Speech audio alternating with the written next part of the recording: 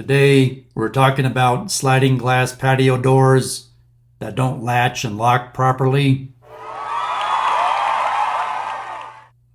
On the door side, pretty common door handle assembly will look like this, with the little lever you move up and down to lock the door. And inside the sliding door itself, you'll see a mortise lock, something similar to this. One thing to note, you can make an adjustment of this mortise lock.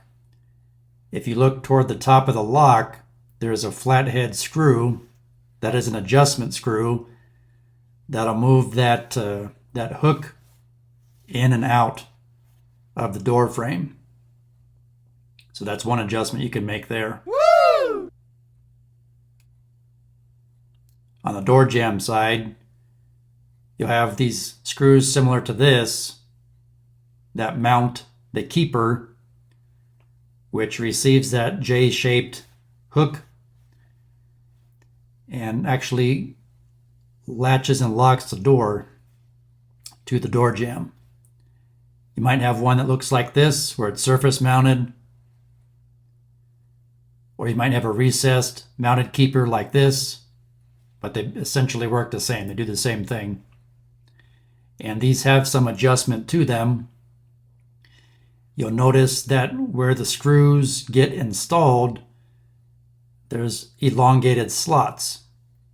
And that's on purpose, so you can slide that keeper up and down a little bit to give you some more adjustment to help the latch catch.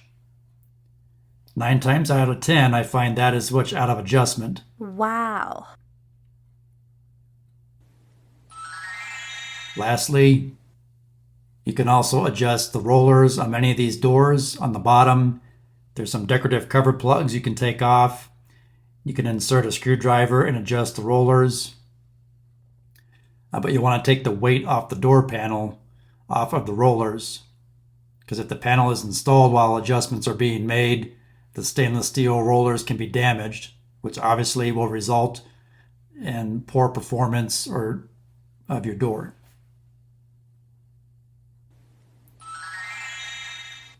I hope this information helps. Please like, share, subscribe, leave me a comment for future video topics you would like me to cover. Thanks for watching.